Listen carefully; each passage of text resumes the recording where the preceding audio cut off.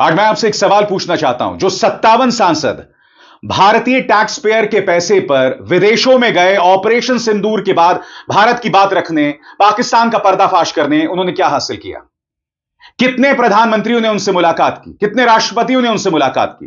कितने विदेश मंत्री, कितने रक्षा मंत्रियों ने उनसे मुलाकात की? प्रधानमंत्री नरेंद्र मोदी इन तस्वीरों में उन सांसदों को सम्मानित कर रहे हैं। यहां पर देखिए, शशि थरूर के साथ मुलाकात करते हुए उनके चेहरे पर कितनी बड़ी मुस्कान है। सीधा सा सवाल, हमारे पैसे से, टैक्स पेयर के पैसे से ये लोग जो बिजनेस क्लास में गए, विदेशों में जाकर 5 स्टार होटल्स में रुके, इन्होंने क्या हासिल किया? बताइए। यह सवाल तो पूछा जाना चाहिए ना। बताइए, यह सवाल कौन पूछेगा?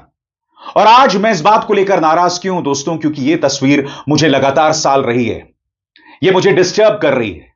देखिए किस तरह से एक भारतीय छात्र को, जिसके पास एक वैलिड वीजा था, अमेरिकी इमिग्रेशन अधिकारियों ने जमीन पर लिटाकर उसे हैंडकफ्स लगा दिए, बेड़ियां लगा दी हैं। वो लगातार चिल्ला रहा है, मैं पागल नहीं हूं, मेरे पास वैलिड वीजा है। और यह तस्वीर मैं आपके सामने क्यों रख रहा हूं? यह तस्वीर मैं आपके सामने इसलिए रख रहा हूं क्योंकि जो तमाम दूतावास हैं, न्यूयॉर्क में जो दूतावास हैं, जो कॉन्सुलेट्स हैं, भारतीय कॉन्सुलेट्स हैं, जो लाखों करोड़ की जमीन पर बनी हुई हैं, जो लाखों डॉलर्स किराए पर महीने दे रहे हैं, और इन काउंसुलेट्स में, इन दूतावासों में कई अमेरिकी नौकरी करते हैं जिन्हें हजारों डॉलर्स तनख्वाह में मिलती है। ये लोग क्या कर रहे हैं बताइए ना। जब एक भारतीय युवा की इस तरह से बेइज्जती की जा रही थी, तब इन्होंने क्या किया? अरे भाई, ये सवाल पूछे जाएंगे ना, क्योंकि मैं नहीं भूला हूं, जब देवयानी खोब्रागड़े का अपमान किया गया था, तब पूरा भारत एकजुट हो गया था। तब हमने अमेरिका को दूध का दूध और पानी का पानी कर दिया था, ठीक कर दिया था उन्हें। आज एक भारतीय छात्र का इस तरह से अपमान हुआ है, मगर सुई टपक सन्नाटा, कोई कुछ नहीं कह रहा है। Absolute pin drop silence. मैं आपसे पूछना चाहता हूं, क्यों? आखिर क्या वजह है कि अमेरिकी इमिग्रेशन अथॉरिटीज के निशाने पर इस तरह से भारतीय छात्र हैं? और बताया जाता है कि इस तरह के रोज 1 या 2 केसेस होते हैं जब वीजा के बावजूद भारतीयों को वापस जाना पड़ता है। आपको पता है ना, लोग अपनी जमीनें बेच देते हैं, लोग नौकरियां कर रहे होते हैं, उसे कुर्बान करके वीजा हासिल करते हैं और अमेरिका जाते हैं, और फिर इस तरह से उनके साथ बर्ताव होता है। मगर सबसे शॉकिंग बात, हमारे पैसे पर पल रहे भारतीय कॉन्सुलेट्स, भारतीय दूतावास के जो अधिकारी हैं, वो क्या कर रहे हैं, इस बारे में कोई नहीं जानता है। इसको लेकर अहम सवालों के जवाब दिए जाएंगे दोस्तों, क्योंकि आज बेबाक में इन मुद्दों को उठाना बेहद जरूरी हो जाता है। मगर सबसे पहले दोस्तों, मैं आपके सामने कुछ आंकड़े पेश करना चाहता हूं जो पत्रकार कुणाल पुरोहित ने अपने लेख में पेश किए हैं। सबसे पहला आंकड़ा जो कुणाल पुरोहित अपने लेख में पेश करते हैं कि जनवरी 2025 से अमेरिका ने कम से कम 309 भारतीय छात्रों को वापस भेज दिया है, और इनमें से अधिकतर के पास, यह कहा जाए सबके पास, वैलिड वीजा था।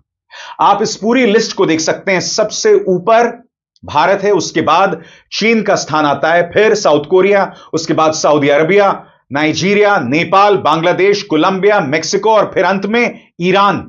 यानी कि अधिकतर युवा, अधिकतर छात्र जिन्हें अमेरिका वापस भेज रहा है वैलिड वीजा के बावजूद, उनमें से सबसे ऊपर नाम भारतीयों का है। इनकी मदद करने के लिए काउंसुलेट्स क्या करती हैं? भारतीय दूतावास क्या करते हैं? जैसे मैंने बताया, इन्हें लाखों की सैलरीज मिलती हैं। जिन जमीनों पर ये दूतावास बने हुए हैं, उनमें लाखों करोड़ों का किराया जाता है, और ये सब पैसे कहां से आते हैं? आपकी और हमारी जेब से। जिन भारतीयों पर अमेरिका इस तरह से अत्याचार करता है, जो कि आप इस तस्वीर में देख रहे हैं, उन भारतीयों की मदद करने में ये दूतावास क्या करते हैं? अब कुणाल पुरोहित की रिपोर्ट का एक और आंकड़ा मैं आपको दिखाता हूं दोस्तों। अब इसके बाद जो दूसरा आंकड़ा है, उसमें कुणाल पुरोहित ये बताते हैं कि अमेरिका जाने वाले जो छात्र हैं, भारत की संख्या सबसे ज्यादा है। आप देख सकते हैं, सबसे ऊपर भारत, उसके बाद फिर चीन, फिर साउथ कोरिया, उसके बाद Canada, Brazil, Vietnam, Nepal, Taiwan, Nigeria, Bangladesh. मैं आपसे एक सवाल पूछना चाहता हूं दोस्तों, जिस तरह से भारतीय छात्र को इस तरह से बेइज्जत किया गया था, अगर 2014 से पहले ऐसा किया होता, आपको अंदाजा है मीडिया ने बैंड बजा दी होती अपनी सरकार की। देवयानी खोब्रागड़े के साथ ऐसा हुआ था, तब मैं पत्रकार एक न्यूज चैनल में था। तब मैंने ये सवाल किए थे। उस वक्त की सरकार को कटघरे में रखा था और उस वक्त की हमारी सरकार ने अमेरिका के होश उड़ा दिए थे। उनके एक ब्यूरोक्रेट को निष्कासित कर दिया था, बाहर कर दिया था। उन पर इनकम टैक्स के रेड मारे थे। उन पर जो सहूलियतें मिल रही थी, जो सुविधाएं मिल रही थी, सब बंद कर दिए थे। मगर आज गोदी मीडिया इसकी चर्चा नहीं करना चाहता है। मैं आपसे पूछना चाहता हूं क्यों? मुद्दा यह नहीं है कि इस छात्र की क्या गलती है। भाजपा का प्रचार तंत्र यह भी बता रहा है कि उसने शराब पी हुई थी। तो शराब पी हुई थी तो क्या हो गया? उसने प्लेन्स के अंदर शराब मिलती है। शराब पी है तो क्या उसे आप वापस भेज देंगे? अगर उसने पी भी हुई हो तो। सबसे बड़ी बात दोस्तों, जैसे मैं बार बार कह रहा हूं, टैक्स पेयर के पैसे से यह काउंसलेट्स का काम चलता है, इन दूतावासों का काम चलता है। ये लोग क्या कर रहे थे? इन्होंने बस एक बयान जारी कर दिया था जो मैंने आपको अपने मंच पर दिखाया था। दैट्स इट, कि हमारी इस मामले पर निगाह है। उसके बाद क्या हुआ क्या नहीं, कोई कुछ नहीं जानता है। मैं आपको सुनाना चाहता हूं दोस्तों, अमेरिका में बसे अवी डांडिया की बात। अवी डांडिया यहां कुछ अहम बातें रख रहे हैं। वो कह रहे हैं कि ये जो दूतावास में लोग काम करते हैं ना, यहां बहुत पैसा खर्च होता है, काफी पैसा खर्च होता है, और कोई जवाबदेही नहीं है। क्योंकि हमारा मीडिया, हमारा नेशनल मीडिया, हालांकि अभी भाई उन्हें नेशनल मीडिया बता रहे हैं, मैं उन्हें रेडियो रवांडा बताता हूं, रवीश उन्हें गोदी मीडिया बताते हैं। सुनिए अवी डांडिया क्या सवाल यहां पर खड़े कर रहे हैं।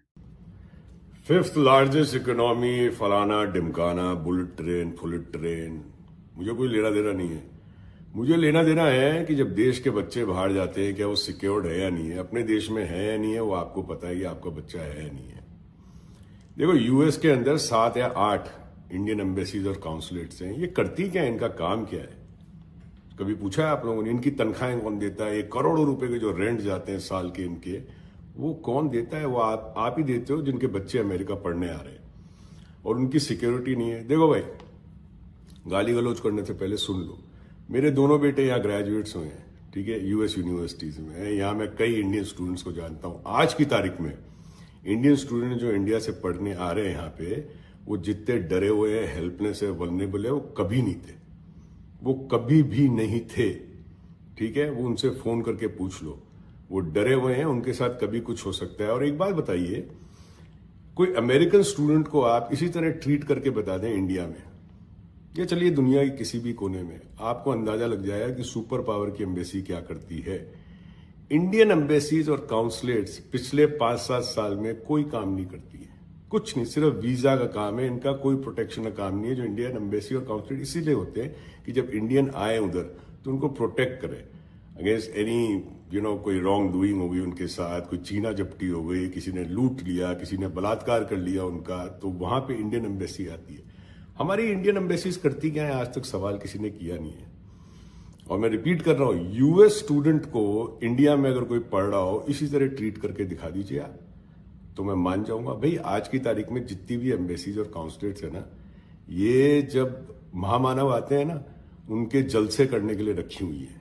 ये पिछले 5-7 साल से मैं अमेरिका में देख रहा हूं, इनका यही काम है। ये हर जगह फोन करते हैं, लोग बाग इकट्ठे करते हैं कि महामानव आ रहे हैं, एयरपोर्ट पे चलिए, वहां पे उनका स्वागत करना है, ये करना है, फलाना करना है, ढिमकाना करना है, बस यही काम है इनका। बाकी मैं आपको गारंटी कर सकता हूं, यहां भी जो लोग वीजा अप्लाई करते हैं, उनको भी कितनी तकलीफ होती है इंडियन एम्बेसीज के अंदर, आप पता कर लीजिए। ओसीआई कार्ड आज की तारीख में, जो पहले 3 महीने में आता था, आज की तारीख में साल भर ऊपर लग रहा है ओसीआई कार्ड आने में। ये फैक्ट्स है। और नेशनल मीडिया को, जो so called national media of India, वो कभी सवाल नहीं करती।